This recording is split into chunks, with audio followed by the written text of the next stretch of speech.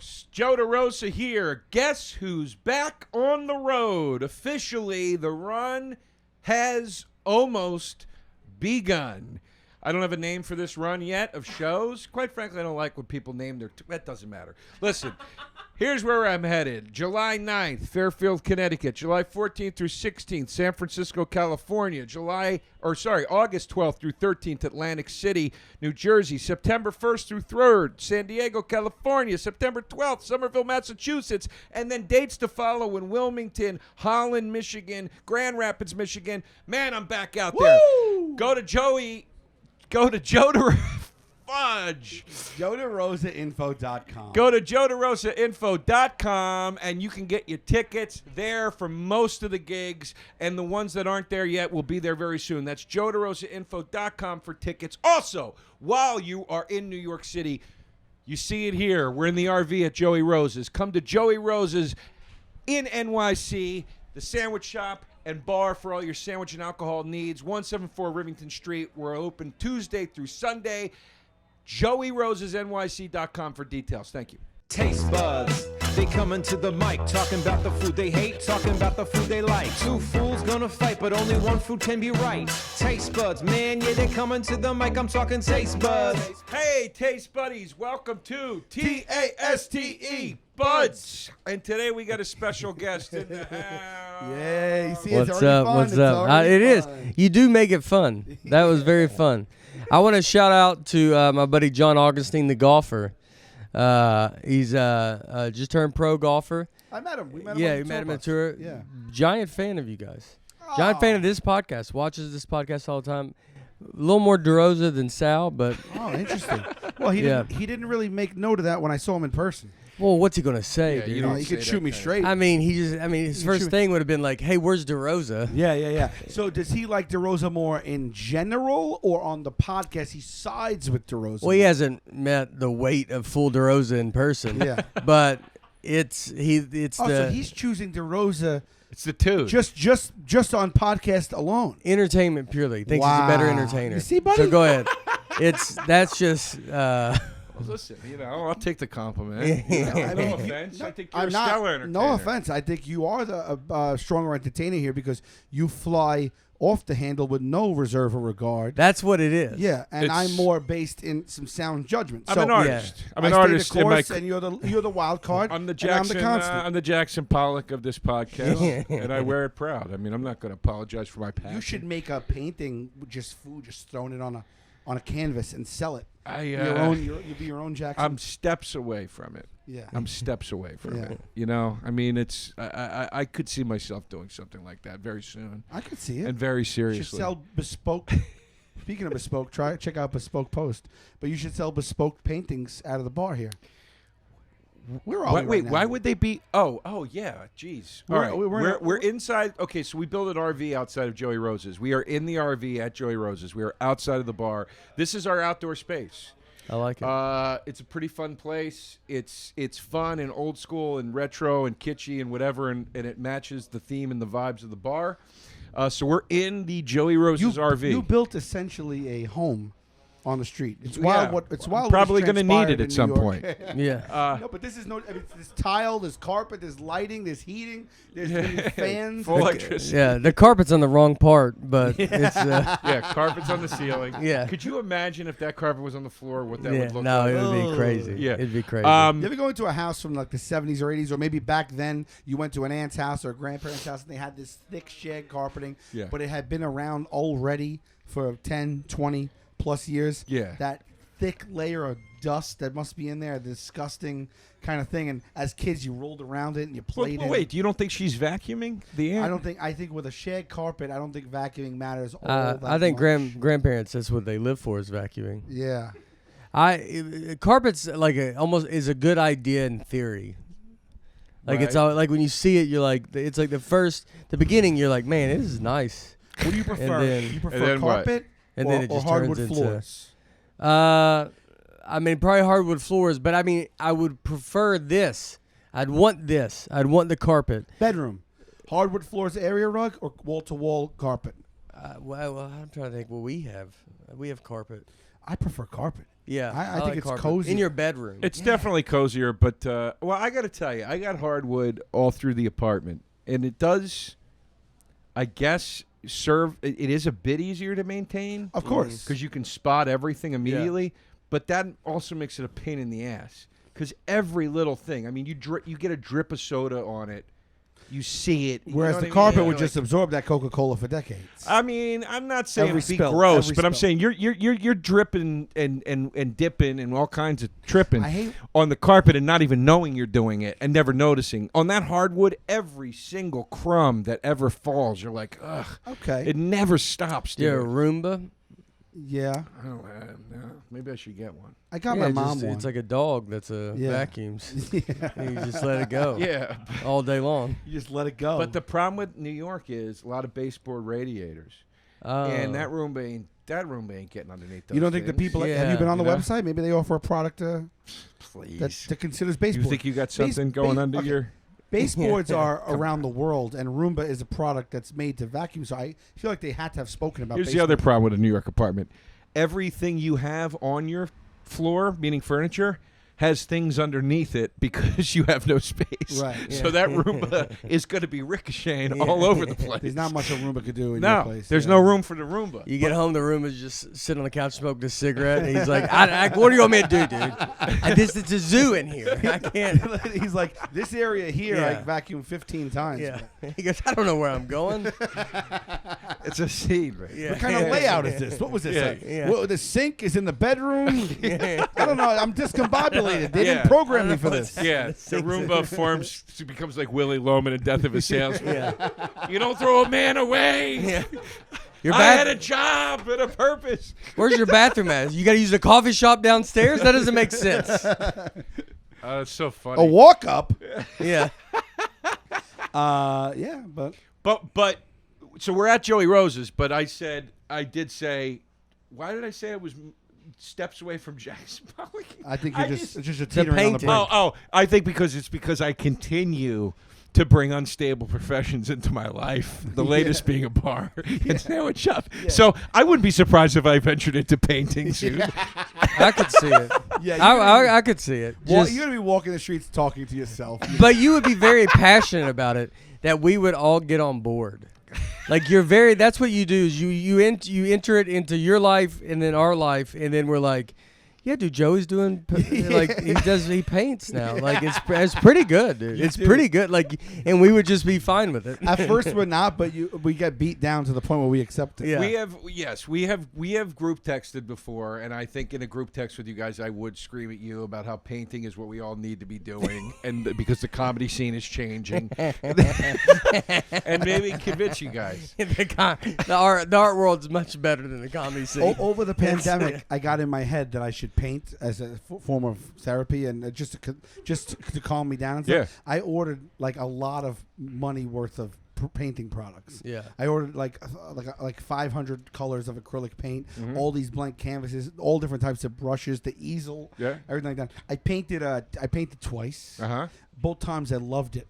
But I have all that stuff that I have to give away. So if you want, I got the full setup. I do the same thing. I'm not kidding. I hobby paint. I'm not kidding. Where can I see something you've done? Remember when I said my Roomba couldn't go under anything? Yeah. Under half of my couch is all my painting supplies. That's part of the reason that the Roomba I was kicked. gonna That's your treadmill. That's like a No, the other half is my weights that I don't Yeah. use. I swear to God.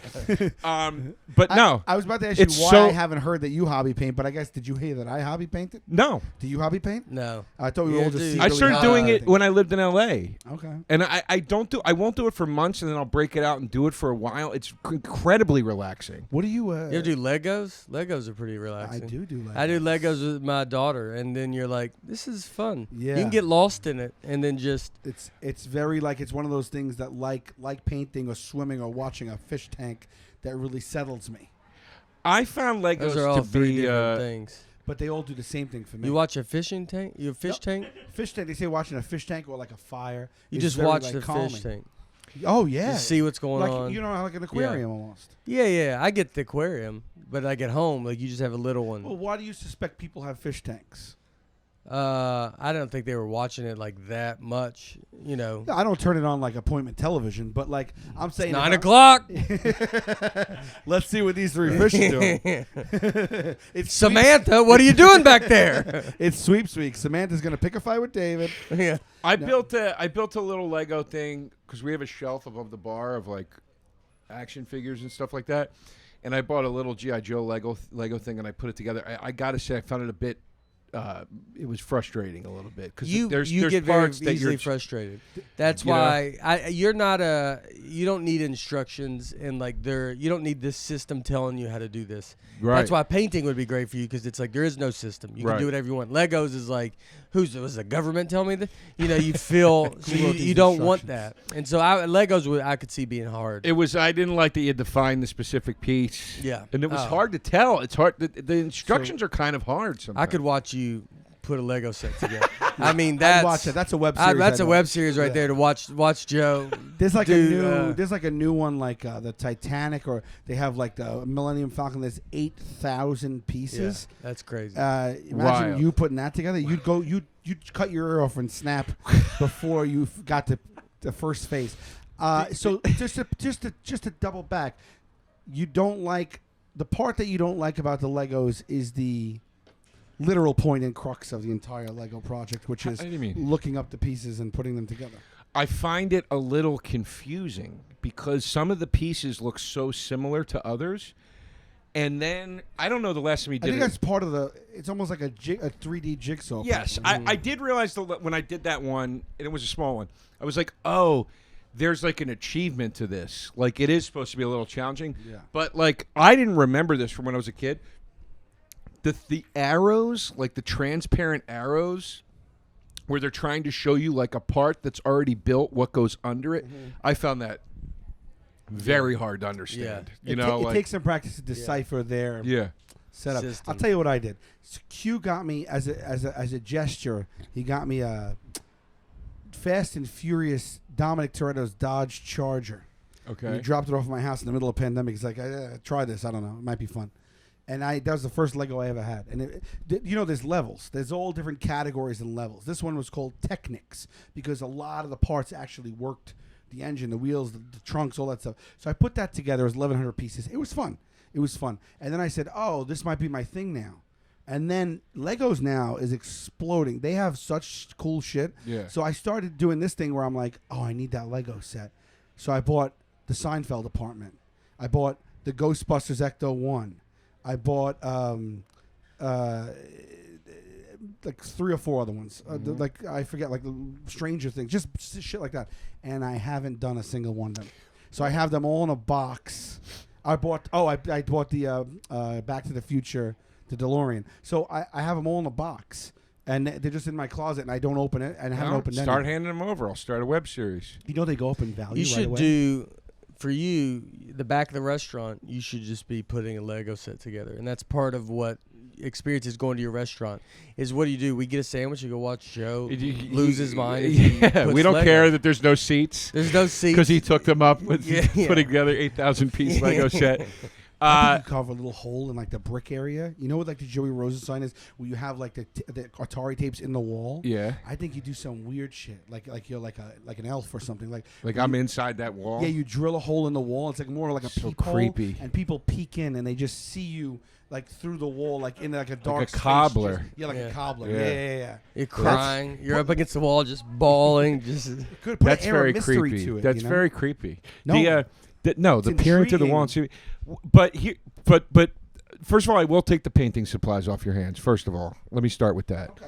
Second of all, Nate, that was incredibly insightful when you said that the reason I didn't like Legos was the systematic approach to Legos, and that the very insightful. I never knew you to be that sharp and insightful as a man, and the years have served you very well. You know? I'm just waiting to be asked. You were a lot more brash back in the day. What kind of iced tea did you get me? It's a green tea. Is it hibiscus? I don't know. That shit's hibiscus. It's like lavender. It literally tastes like I'm drinking perfume, and I don't want to look a gift horse right in the eyes, but I thought I was having an Arnold Palmer. Take a sip of that. I swear. I had to Christ. my own. You got the same tea as me? Yeah. What is that perfume? I will admit there was a fruitiness to it I wasn't expecting. No, it's not fruity. It's floral. There was a floralness to it I wasn't expecting. I swear to God, it feels like I'm drinking a fucking botanical. The guy said to me, "What kind of green tea do you want?" I said, "Just give me the kind that just tastes regular." And I feel like it went in one ear and out the other. It's still a refreshing drink, though. It feels like I'm drinking Sephora. So do you not like it? I don't. It's okay. Set the guy up with an Arnold Palmer. Who does that? I do that. He comes in. He's in a huff because he was got caught in some traffic. I go, buddy.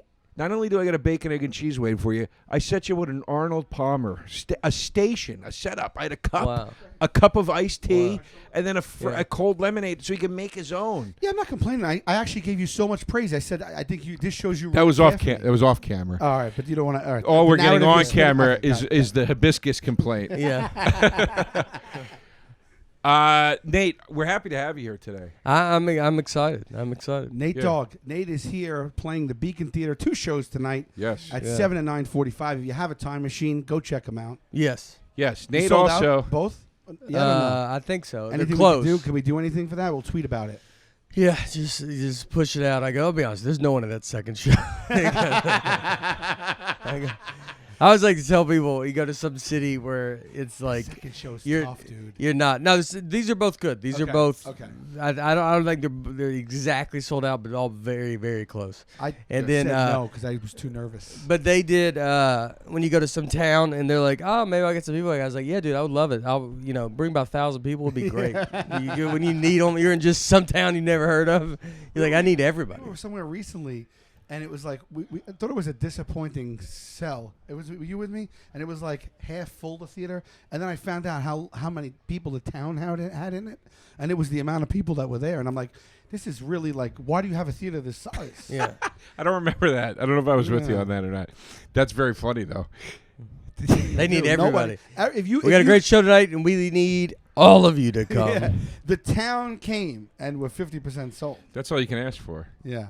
All you can ask for is for the whole town to show up. Look how cute the Taste Bud socks look on you. Well, Taste Buds merch, thanks. Yeah. You look nice in the shirt. Thank you so much. Nate, Nate, I don't mean to come at you as soon as you get here, but it's 82 degrees outside. Nate is wearing a vinyl windbreaker of some sort. With a hood. I feel okay. Zipped up. I know. Yeah, it's funny. I was trying to picture you in just a T-shirt today, and I couldn't do it. And I was like, I bet he's going to have a jacket on. You don't do that anymore. I have a T-shirt. You're fashion in the way you look now. You look at the faces of Nate. Let's call it the last 20 years, right? Yeah. You look at you every 4 years. So look at you 5 times over 20 years. And you look like a different human being right now. Yeah. You really came into your own. Yes. I change a lot. I like change.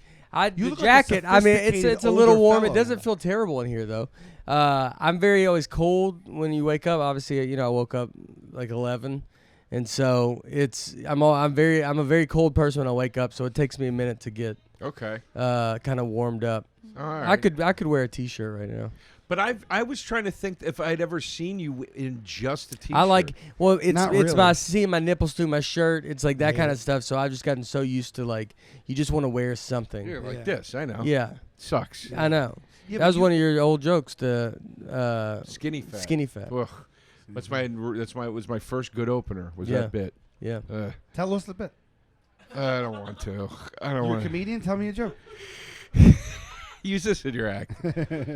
You should come down to where I work. You'll get material. You know what you should do jokes on? Yeah. T-shirts and skinny fat. Yeah. I get a text from my mom now once a month. Suggesting? No, not suggesting. From her, where they live in a 55 and over community. Yeah. Once a month. Do you know Johnny Bargatze? And I'm like, who? And she's like, we just saw him perform at the clubhouse. He is hilarious. And I'm always like, I don't know who that is. Yeah. Johnny Bargatze. He's a great name. Follow Johnny Bargatze at Johnny Bargatze on Twitter.com. Yeah. It's a guy you sound like you're like, I think I opened for him a couple times. Like he's been headlining for 50 years. Like you're like, everybody's open for him. It's bound to be, I mean, at some point, there's bound to be somebody performing there where I'm going to finally be like, I do. And he was an asshole to me at Rascals in 2001 or whatever. You know what I mean? And you're going to show up and bury him? You're gonna show up and bury him, ask for a guest spot. I would. And you're gonna go in and be like, they're like, why do you think you need a guest spot? My parents live here, so I think I have the right. I can't think of a situation I'd bomb worse in.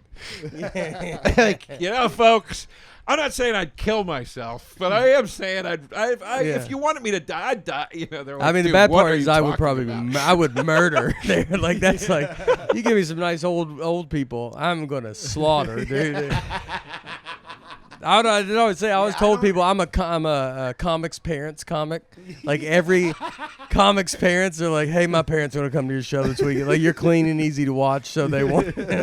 Oh boy, it's so tough finding a credit card here on the computer. Jeez, oh man, folks, you caught me in the middle of a credit card search, and I want to talk to you about Credit Karma.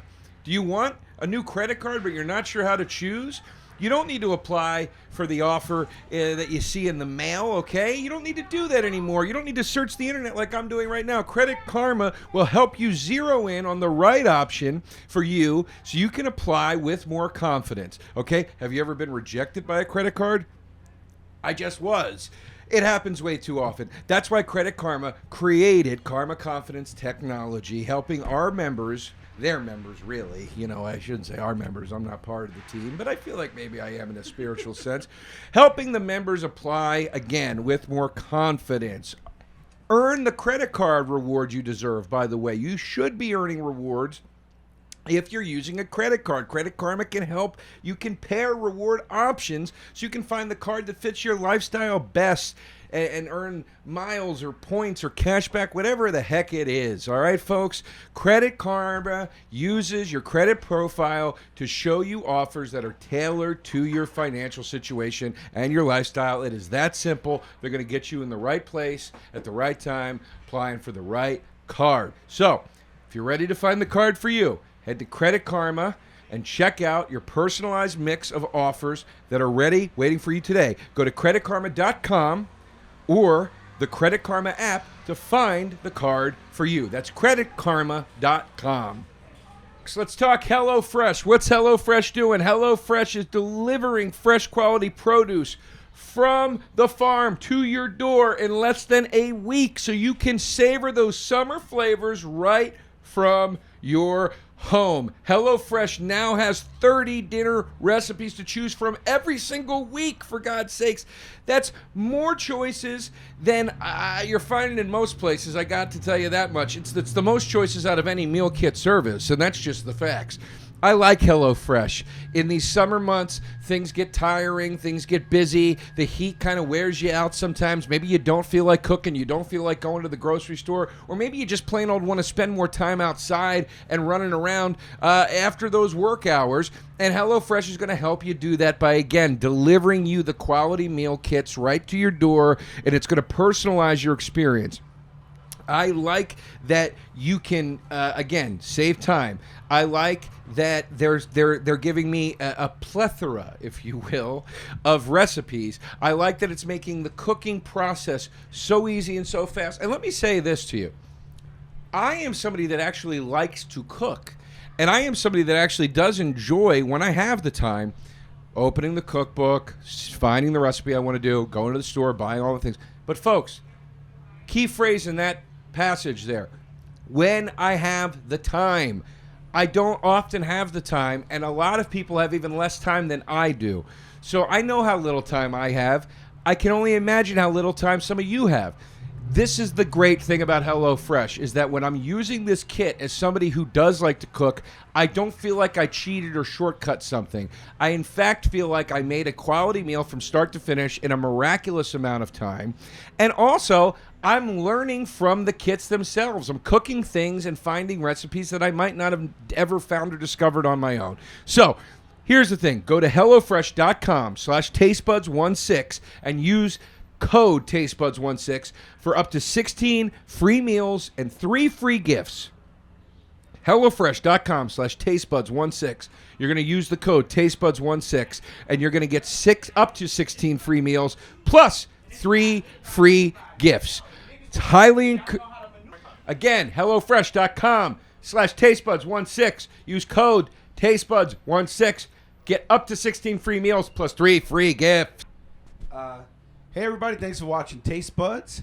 Do us a favor and subscribe on the No Press channel. Follow us on Spotify. Leave a comment on iTunes. That's a huge way that you could help us. That costs you no money if you want to help the podcast and you love it. Merch is available for Taste Buds on our website. You can go to salvulcanocomedy.com for mine, joederosainfo.comedy for Joe's.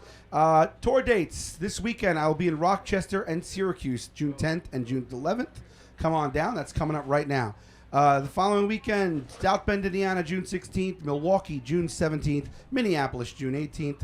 Weekend after that, you got Hampton Beach Casino Ballroom, June 24th, and Foxwoods in Connecticut, June 25th. That's 2 shows that night. And just looking ahead, we got Vegas on July 15th. First time headlining Vegas at the Virgin Hotel Theater. And then we got Phoenix, Boulder, Portland, Seattle, and Vancouver rounding out July. SalVulcanoComedy.com. Love to see you on the road, and I love you. I love your family. I love your parents, even if maybe you're not close with your parents, but I love them because all we need is love right now. Rolling Stones. I remember I told Sebastian once. It was like right before he got like very famous. Mm-hmm. He was like teetering on it. Yeah, it was about to happen, and I saw him at the Comedy Store. And as I was saying it, I was like, like, I was like, I shouldn't have said that. Like, I feel like that would sound like an insult. Because I go, dude, cocksucker. Yeah, yeah. I go, you're my mom's favorite comedian. And it came out of my mouth, and I was like, oh, I shouldn't have said that. And then he went like this. He went like that. And I was like, oh, cool. And he goes, I got the moms. Yeah. And he was like excited about it. Yeah. And I was like, oh, thank God. I thought he was going to be like insulted. But if you get the moms, I mean, the kids go because you want to take your mom out to something. Yeah. You want to go. Yeah. It's a big audience. I told that to Ray Romano too. Sorry. No, he was please, the only other comic I ever said that to. Where I was like, you're my mom's favorite. That I see. And then I felt, or Everybody Loves Raymond was her favorite show. Excuse me. It's so good. And he was like, and he was like, oh, that's great, but I was like, that made a little more sense. But those guys are for, you know what I mean? Like, I feel like it's not an insult. It's what like, if he goes? No, he goes. that's like, that's cool. He goes, are you a fan? You're like, no, come on, dude. I watch comedy. Come on. He goes, it's like, I'm saying, my mom does. My mom, who's barely into comedy watching, you're a giant fan of you. Well, but what do you think? Yeah, I'm gonna watch a sitcom. Yeah. Okay. You know my mom. Okay. He goes, come on, Ray. Don't embarrass yourself over here, Ray. You're my mom's favorite TV actor that became a comedian after that.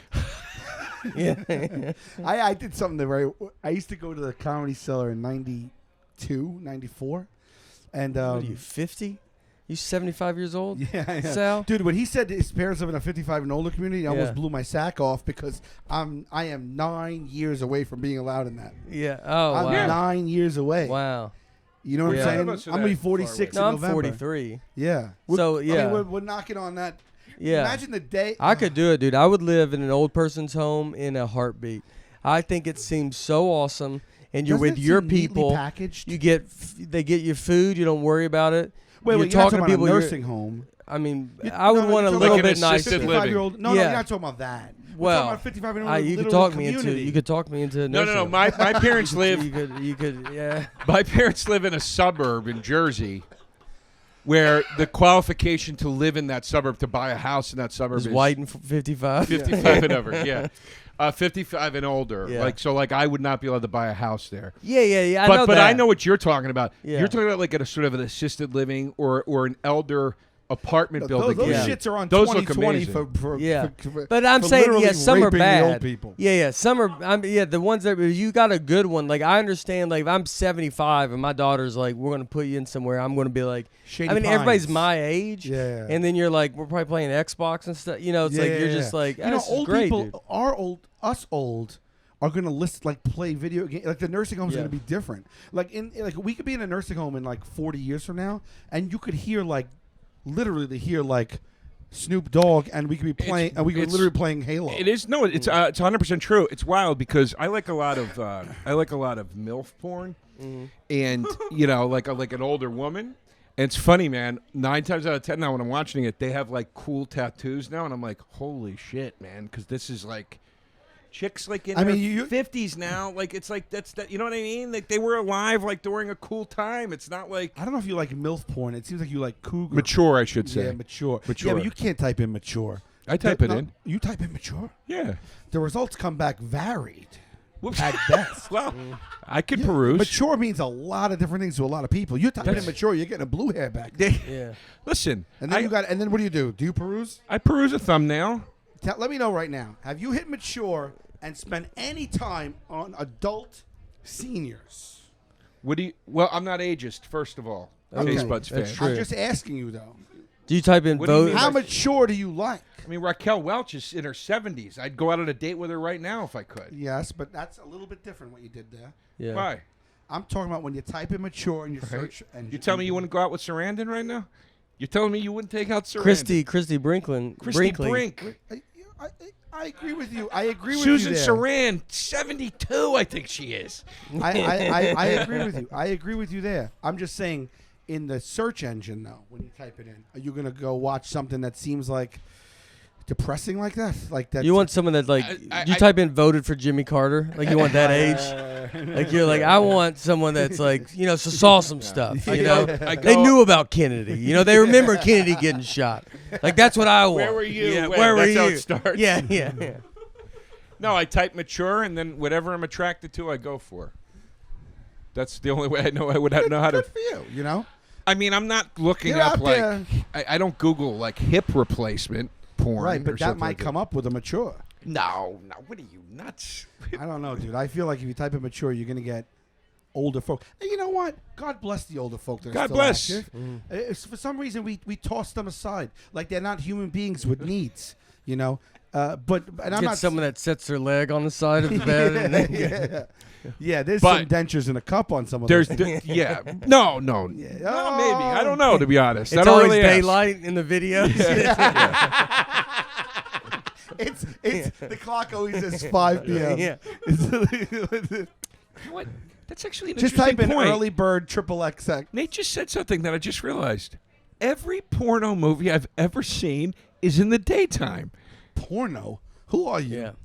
Have you ever seen a porn that looks like it takes place at night? I can't even remember when I've seen one of those. You mean indoors at night or outdoors at night? It always looks day. Well, it's lit. But most porn, when you watch it, it's a guy and a chick like in a California style apartment. There's sunlight coming through those windows. Well, natural light is going to be nice for low budge. Yeah. For the film. We're dabbling in 8K right now. Natural light, forget it. But I mean, isn't that interesting? No, because it's I mean, why would you put? Plus, by the way, I've seen plenty of porn at night. I gotta tell you, now that I'm thinking about it, I think 99% of the porn I've ever seen takes place during the day. The scenes take place during the day. I got work hours. Mature porn is like 9:30 a.m. Yeah, the clock says 9:30 a.m. I'm saying of all ages. 7 a.m. You just hear her cracking her neck. Yeah. 7 a.m. She's like, we might as well get with it. We've been up for 5 hours. I'm saying of all ages here. Yeah. I'm saying of all ages, right? No? Is this not resonating? Yeah. Maybe we bombing? Let's get the fans in the comments to weigh in on this. Yeah, is this bombing? You guys are dead-eyed. No, now. not at all, babe. Oh, okay. All right. I'm getting self-conscious. Yeah. I feel like I crossed some sort of Christian line with Nate. I don't know what he's into or what he's not. No, I mean, Kids clean. This is I'm fine with this talk. Kids clean as a whistle over here. Yeah. No, but we're not. No one's doing. I made my jokes. I did my thing. Could you do a joke about that here? About that? No, I you have to wouldn't. treat it. Y'all like nighttime porn? Yeah. What's up? What's up with the non-nighttime porn? Yeah. No, I would. That would be a Would you be draw able the to line. even say we're watching an adult film, but even if the topic is not, could you even reference something like that, or boom, you lose a lot. Well, I'm not in I can do whatever I want. Right. But in your own in your own parameters that you I keep for wouldn't. yourself. But my mind doesn't go there for when you start clean, you're just mine. I've never had a sex joke. My mind just doesn't go there. Me neither. So here's the weird thing with me. I don't talk about sex. I don't talk about anything graphic. I don't curse gratuitously. I don't really talk about anything explicit. But I have I'll have a well placed curse here and there. If I'm not paying attention, I'll curse. So I border on clean, but not. So I'm wondering, like, what it would take. Like, if all I need to do is just kind of like. It's just her. So we just shot Mike Vecchione's special. Correct. Right. Vecchione was basically that same way, where he's, it's like he's really not that dirty. Yeah. And it's just like some cursing. And when I told him, I said, just if you can take the cursing out and it's like, even his political jokes are very like just funny political jokes. Like there are no sides or it's just trying to be funny and fun. Right. And so we did Mike's. All he did was take out the cursing. I mean, he can talk about anything. People that want clean stuff, you can talk about whatever. Everybody's adults. It's like, I think people forget how graphic comics are getting. And it's getting it's like Duck Stanhope, and then you just see bad versions of that everywhere, where it's like they're going so far that it's like, all right, dude, what are you even talking about now? That's the thing. That's always been my not issue, but my thing has been I'm not dirty, but it's dark. But dark can be okay, I mean? yeah. Like that's always been the thing that kept me off. Yeah. But dark can be okay. Yeah. I mean, it depends on what the darkness is. But it could be okay. It's like if you take out cursing, I mean, no one realizes it. It's like it almost like that highlights the thing, and then so dark can I mean, it doesn't be too heavy. I get, but I don't know. Look at Louis C.K. Louis C.K. is a lot of his stuff. You could argue. Huh? Look at him do what? Besides his life. Yeah. But I mean, say his stand-up, some of it, like, there's like a lot of parts you're like, it's not really that dirty. Right. There's crazy parts that are dirty. But, like, Louis, like, not overall. It's simple. Yeah, he'll have every one of those. He'll have an awesome possum joke, right? Yeah. Right. But I relate. He's one of the guys I always, like, looked up to because of that. Like, because I was always like, it's not. Look up to him doing what? It's not dirty. It's just like, like when he'll talk, he'll do the thing about the lady in the store where she makes the knickknacks. You know what I mean? And like it's sort of there's nothing dark about that observation, but it sort of circles back to suicide. You know what I mean? Like or whatever. That's kind of you know what I mean? But then there's guys like we were talking about Ray Romano. Like Ray Romano is very clean, but he will drop a fuck once in a great while. So Sebastian, same thing. Yeah, Sebastian. Yeah, that's where I'm at. So I always wonder. I always question: should I just eliminate it? I think sometimes I think it's good to commit, but you just don't want to be labeled something. So like me being clean is like it's what I do, but I don't. Most people don't know I'm clean, or they do now more than they ever did. But at the beginning, that's why me coming here to New York and learning how to do comedy was so good because it's like I had to do we did all these uncensored shows and whatever, and I don't have any of those What jokes. was it like for you getting up bookended by comics that were, gratuitously cursing or dirty, and you get up and like, sometimes you get a crowd that they're looking for something specific. That ever like, was it challenging sometimes, or is it just like? I don't remember it. I mean. Yeah, I would have trouble matching someone's energy. Yeah. I would have a tougher time with that than I would, or like if the energy's all high and stuff, and then I'm just doing this, and I had to learn how to get people into my energy really fast. But I mean, people don't know, dude. They're not sitting there going like, that wasn't clean. I'm leaving. Right. You want to be like, no one thinks of Burr as a dirty comic. No one thinks David Tell. You don't really think of dirty comic. Mm-hmm. He's a comic, and so you just want to, whatever you are, just ride the line that you're not pushed into this category. That's smart. I agree with that. Yeah. All right. You ever think of picking up an instrument on stage? That'll paint you into a corner. I was gonna do something. Maybe. Do no guitar, no piano. How about like a flute? Well, you did the first flute comic. The rap. Like Lizzo. Yeah. I'd love like tagging a punchline with. It would work. I do regret. I have one great regret in comedy. Salsa Windfall? How dare you? How dare you? You don't even know what we're putting together right now. I can't wait. You know about his band, his hip hop group? No, it's not a hip hop group. Oh, it's just him and this guy. Oh, it's just you never really. Not one listen, huh? Wow. No, we listened to him live on the pod. Okay, all right. He's got music online right now, 10 songs at least, under the moniker Salsa Windfall. Yeah. Yeah. But continue. I saw it a long time ago. No. That was comedy. That was rap. I used to do a comedy rap thing too. Yeah. What'd you do? White Boys in the Hood. We did I had a sex rap thing. It was sex raps. Wait a minute, that was your biggest regret, you said? No, that was not a regret. Is that when you're doing comedy? Yeah. So that would be the whole act, or you just like that was a bit? It's just a thing I did with my buddy that was a side. It wasn't part of my stand-up. He did a set and did that. On this TV show Yeah. Nate's talking about called White Boys in the Hood, I did a stand-up set, and then they also had my sex rap group perform. Which is the best part of that whole night, because I was there, because he was on it, Jay was on it, and then we're all hanging out. Talent hosted it, and Talent kept telling Rocco and Mike Vecchione that he's going to get them on. He goes, I think I'm going to get you guys on. And it's a taping. I mean, there's contracts. You can't just just throw someone up. And so the whole night was just Talent going to Vecchione, and he's like, just stand right there. He goes, you're probably gonna be next. And you're like, and Showtime's like, yo, dude, you can't just put people on a TV tape. That show. And he goes, don't worry about it, dude. Mike and Rocco just had to sit there all night, and they're like, I might be on TV, and I might not. Right. That show was a train wreck. Yeah. I mean, not because of Talent, just because of the way it was all run. Yeah. And do you remember the rap? No, I really don't. It bombed really bad. It got cut from the show, and then I got into a fight with the producers, and they cut my stand-up set too. Doesn't matter. But then my picture. That's my DeRosa. Yeah. That's my favorite. Any other outcome? Yeah. I wasn't on White Boys. That might have saved you right now, because if we could dig that up, Yeah. woo, we'd be playing it. No, I was going to say my one great regret in stand-up was that, folks, it's summer. Summer is the season, and the season is sometimes the reason for not feeling so great. You know, a lot of people associate summer with good feelings, rays of sunshine, summer vibes, beach body. There's a triggering phrase, beach body. That's one that gets me down in the summertime.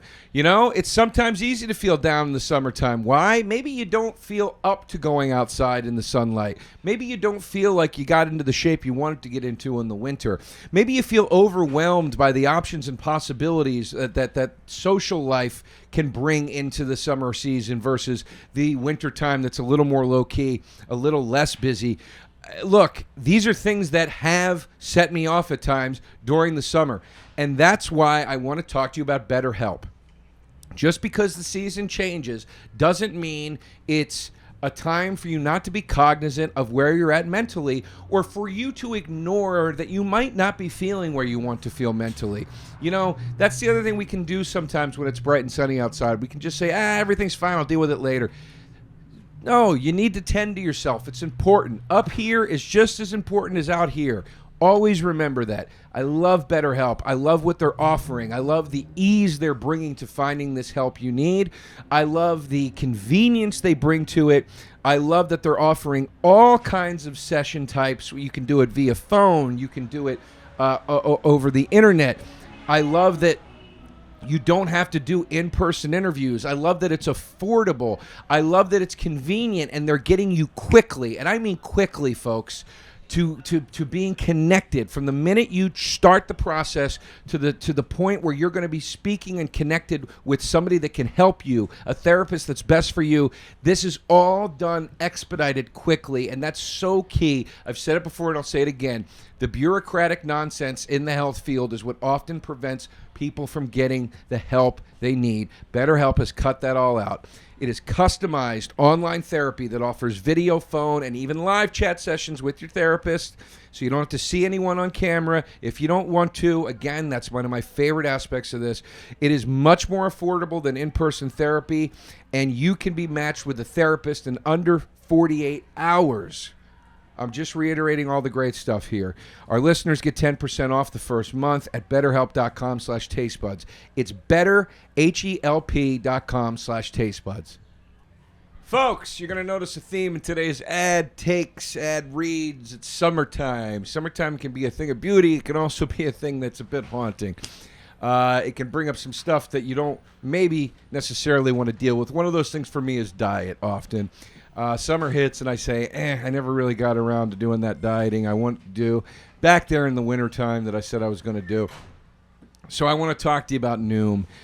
As somebody that has struggled with finding the right type of diet nutritionally, portion-wise, all these things, somebody who has used eating as a scapegoat and emotionally eaten at times in whatever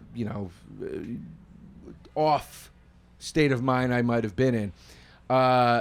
Diet is crucially connected to not just your body but also your mindset, and that's what Noom is mastering in their approach to helping you understand a better way of eating through a better way of understanding yourself. This is not a restrictive diet or workout program.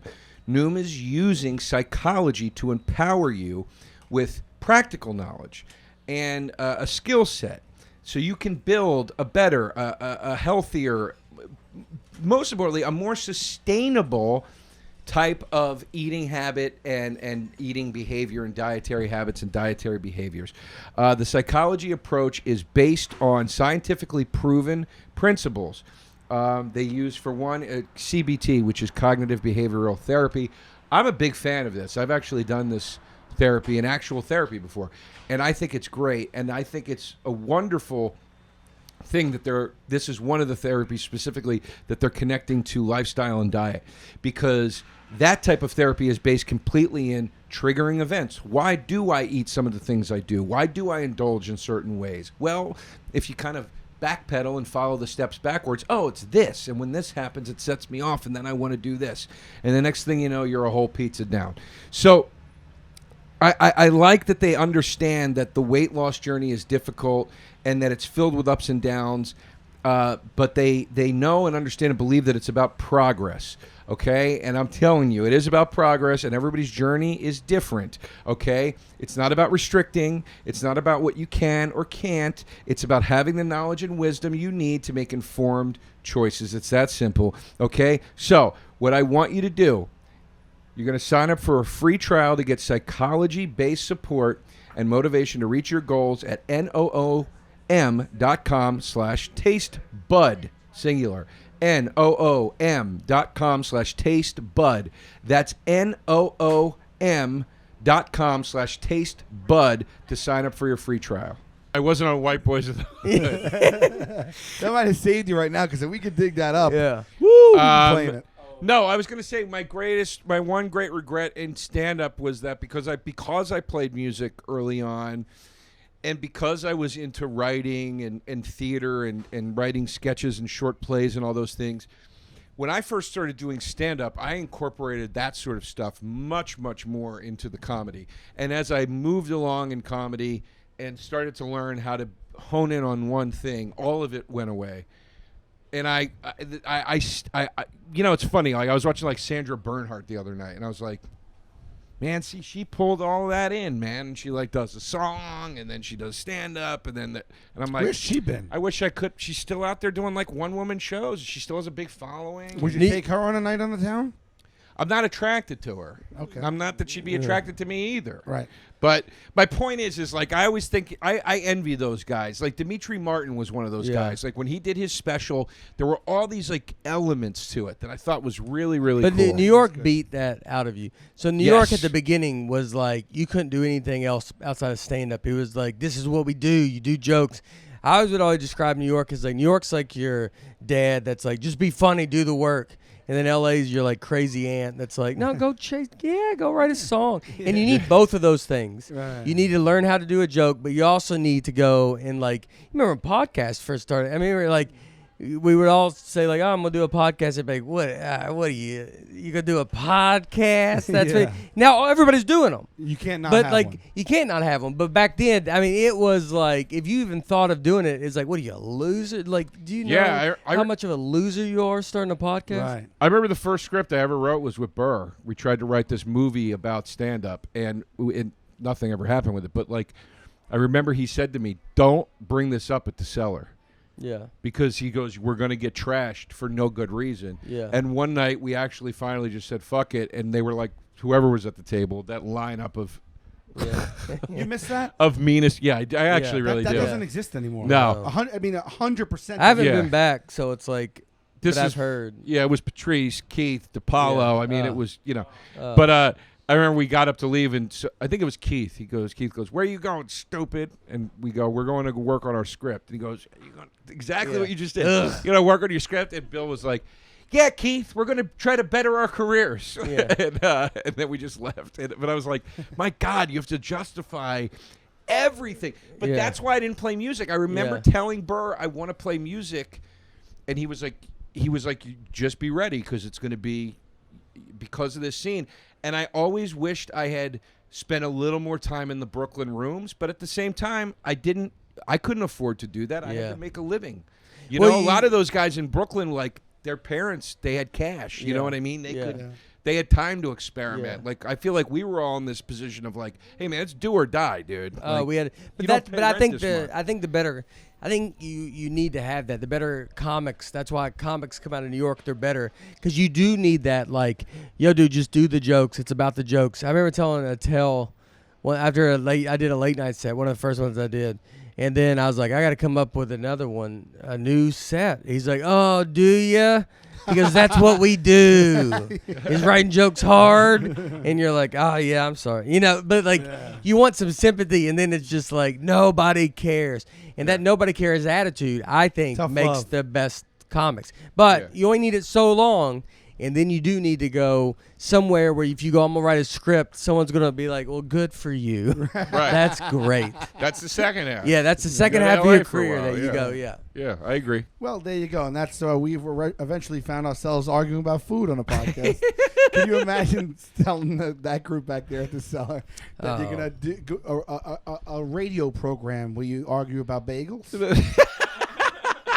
I think they would. You would have been chased. I think they would be standing right here booing us the whole time. Like it would be. It was. I've never seen. I was telling Karen Feehan about it the other night, and I was like, Karen, you would have been in all your glory. I was like, you have a viciousness about you. Like, I was like, you really missed like a time, like when it was Colin, Patrice, Burr, Bobby, DePaulo. Keith, probably Norton, right? Norton, Judy Gold, Bobby. Oh, you said Bobby. It was so fucking mean. So mean. It was just like, oh my God. What was the most traumatized? Voss. Huh? What was the most traumatized that you got at that table? Steve Byrne. Byrne was a part of it. Yeah. The most traumatized I ever got was Kurt Metzger drew a picture of me. Kurt was really good at caricatures. He's a really good artist, actually. Kurt Metzger. Was Jay, actually, too. Yeah. Kurt drew a picture of me, but it was like a character, so it really accentuated all my worst qualities. And I was literally like standing like hunched over like this, and like I had this like pelican chin, and it was so good and so funny but so hurtful. And they passed it around the entire Olive Tree Cafe at the Cellar. And I looked up, and the waitresses across the room were looking at it and pointing at me and laughing. Yeah. And it was, I left. Yeah. I left. I was devastated. And Steve Byrne and Bobby called me the next day, and they're like, dude, come on, we love you. Come do this gig with us.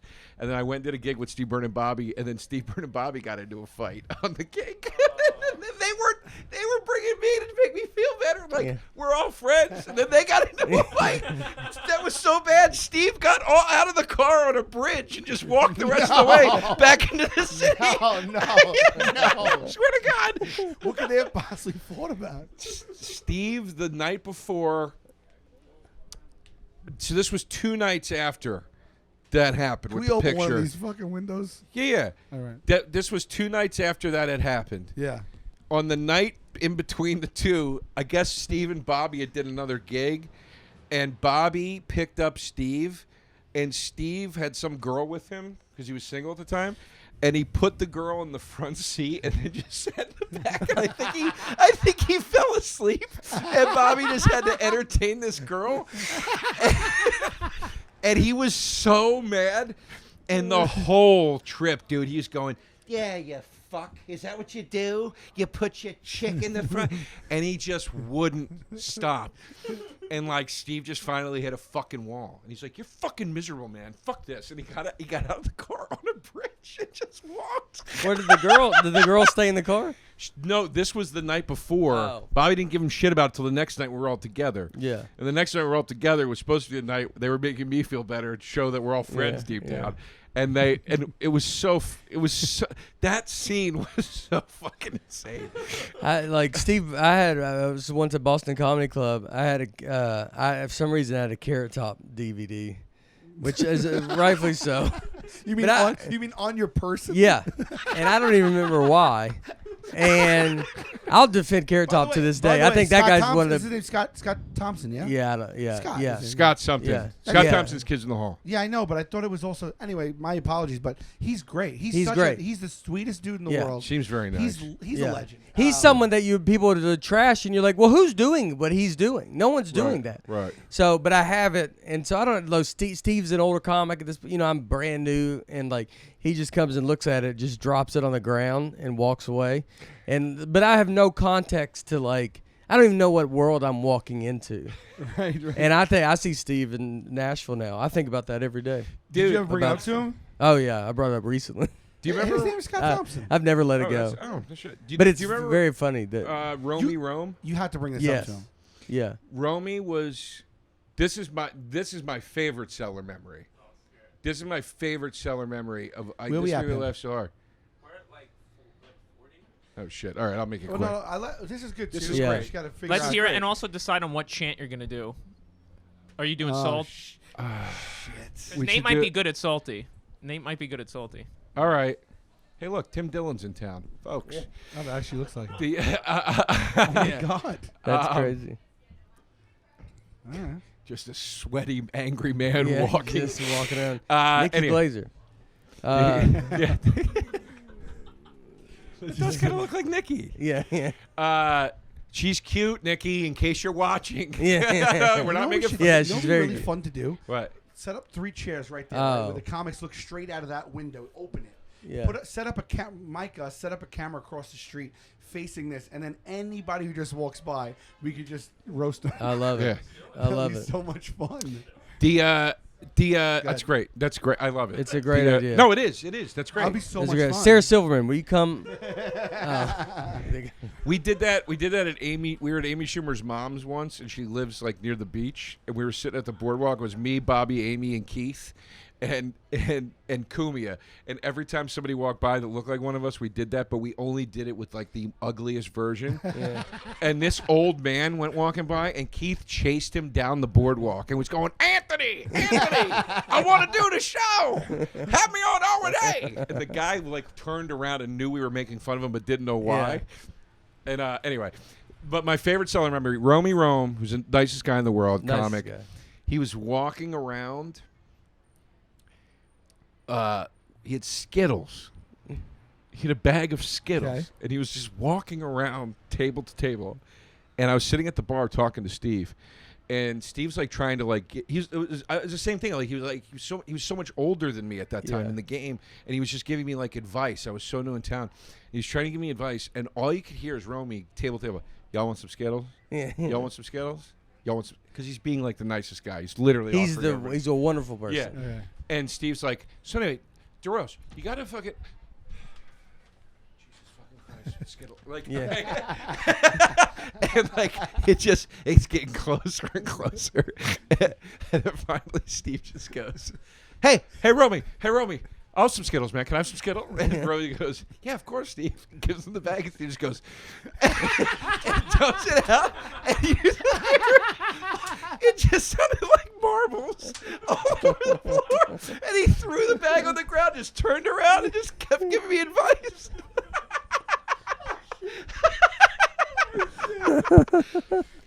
Some waiter had to clean it all up. Yeah. It's so fucking funny.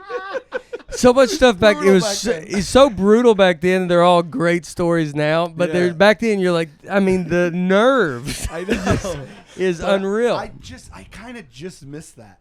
When I got it, it was like the last like year of that or whatever it was, like 7-8 years ago, whatever it was. Yeah. And and I'm lucky I caught like a little like a tail end of it, but it was it's so I used to look forward to it. Len Koplitz once brought Keith homemade spaghetti sauce and meatballs. She made it from scratch.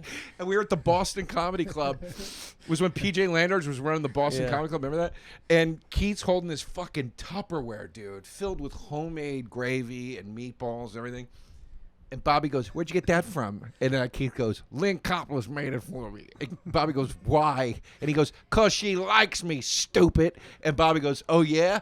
Boom. Just hit the thing. Just hits the ground. It goes fucking everywhere. Keith starts laughing, like hyperventilating, laughing at how mean it is. Goes and sits on the side. Bobby's laughing. I'm laughing. We sat there and just watched PJ sweep it all up. Yeah. And PJ was laughing. PJ could murder you. Yeah, and he didn't want to yell at Keith or Bobby. Yeah. Like, because they were, like, so established. Like, so he just mopped it all up. PJ fought Jimmy Martinez. Did yes. they fight it? Yeah. PJ earned his stripes more than one that day. Yeah. We were all scared. I love Jimmy, but we were scared to death of Jimmy. Fist fought? Oh, yeah. Yeah. And they were, and they're just so both big dudes. Like, and PJ You was just watched it? I don't remember. I just remember hearing about it, but it was like such a, it was such like a seemed a fair fight. Like it was like if those two dudes were fighting, it's two big dudes. Jimmy Martinez used to, every time he would do a show, he wouldn't need the microphone. So we'd go to the Improv, and I was like running it with Dustin. Yeah. Or the Broadway Comedy Club. It was the Improv at the time.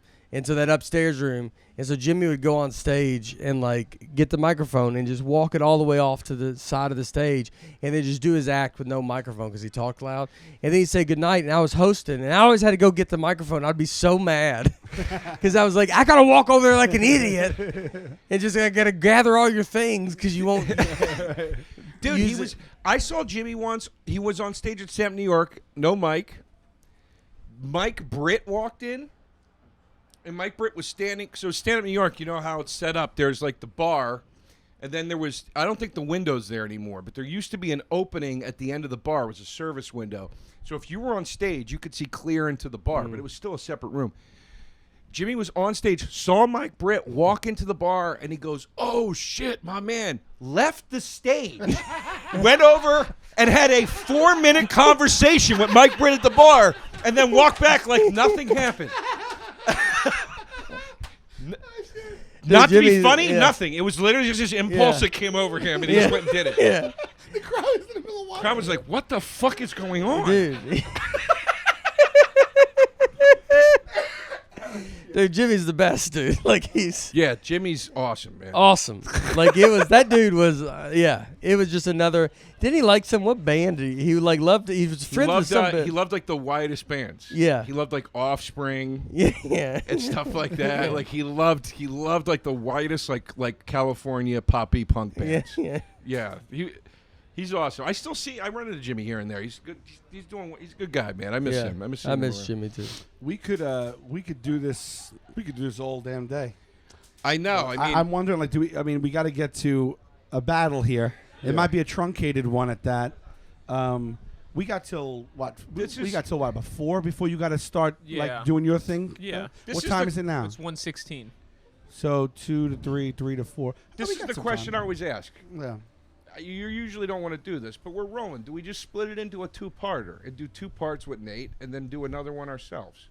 I'm okay with that. Yeah? Yeah. Pimp, how do you feel about that? I'm all right. Yeah, I'm good. Let's try it. Are you talking asking me or Mike? Oh. So well, how? I don't like I'm getting asked. People don't get a battle this week. They'll be okay with it. Will you guys be okay with it? Well, we could start the battle and then do it to be continued. Because we got a hell of a battle on our hands. Yeah. Maybe we end it with the salty. Do you want to do the salty? Where are we at now? We're at like 45. No, like 48. We could do that. You want to start it and to be TBD it? Yeah. TBC. To be continued. TBC. Yeah. Let's TBC. do that. All right, Nate, we're going to let you as guest of honor pick which chant we do. There's 2 chants. There's a love chant that we do because things have gotten heated here on Taste Buds. Mm-hmm. So there was a love chant. He used to take home the stress with him. Yeah. Or maybe me too. Yeah, and we would do a love chant. No matter what happens, I love you. We have to say that 3 times, looking into each other's eyes. And that's it. That would set the table for maybe us not to be so vicious with each other. Yeah. Because it was getting really heated where we were like popping blood vessels. Right. And then he would call me up and say, "Are we good?" And I'd be like, "What are you talking about?" And he's like, "Well, yesterday we really got into it with that strawberry milk." And I would say, you don't need to take that home with you. Right. Yeah. And then he brought it, and it actually worked. Right. Yes, I agree. It did work, but we also felt it took a little too much of the wind out of our sails sometimes, right? The other chant that we started to do, because we felt we lost some of our edge.